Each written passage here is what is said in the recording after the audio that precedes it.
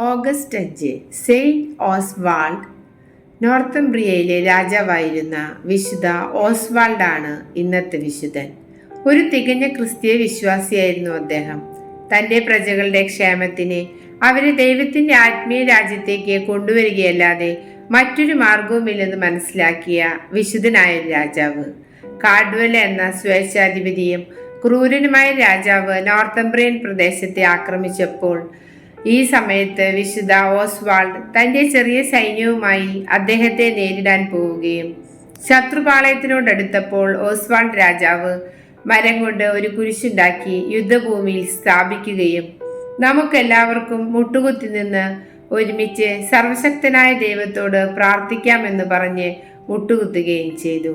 കാരുണ്യവാനായ ദൈവം കാഡ്വെല്ലയുടെ വലിയ സൈന്യത്തിൽ നിന്ന് ഓസ്വാൾഡ് രാജാവിന് വിജയം നൽകുകയും കാഡ്വെല്ല കൊല്ലപ്പെടുകയും ചെയ്തു.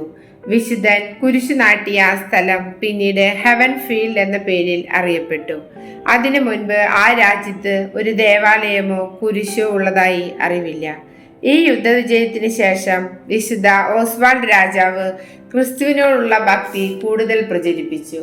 വിശുദ്ധൻ തൻ്റെ ഭരണപ്രദേശങ്ങളിൽ നിരവധി ദേവാലയങ്ങളും ആശ്രമങ്ങളും പണികഴിപ്പിച്ചു. നശ്വരമായ തൻ്റെ രാജ്യം ഭരിക്കുന്നതിനോടൊപ്പം അനശ്വരമായ രാജ്യത്തിന് വേണ്ട ആന്തരിക തയ്യാറെടുപ്പുകളും അദ്ദേഹം നടത്തിയിരുന്നു. വിശുദ്ധൻ ഭക്ഷണം കഴിക്കാൻ തീന്മേശയിലായിരിക്കുമ്പോൾ ഭിക്ഷയ്ക്കായി വന്നു നിൽക്കുന്നവർക്ക് ഭക്ഷണം വീതിച്ചു കൊടുക്കുമായിരുന്നു.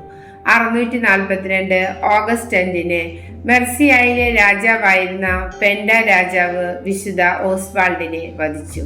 ശത്രു സൈന്യത്താൽ വളയപ്പെട്ടപ്പോൾ വിശുദ്ധൻ തൻ്റെ പടയാളികളുടെ ആത്മാക്കൾക്ക് വേണ്ടി ഓ ദൈവമേ, അവരുടെ ആത്മാക്കളോട് കരുണയായിരിക്കണമേ എന്ന് പ്രാർത്ഥിച്ചത് പിന്നീട് വലിയ പ്രാർത്ഥനയായി തീർന്നു. മരണത്തിൻ്റെ നിഴൽ വീണ താഴ്വരയിൽ കൂടി നടക്കുമ്പോഴും എളിമയുള്ളവനായി ദൈവത്തോട് പ്രാർത്ഥിച്ച വിശുദ്ധ ഓസ്വാൾഡെ ഞങ്ങൾക്ക് വേണ്ടി മാധ്യസ്ഥം അപേക്ഷിക്കണമേ.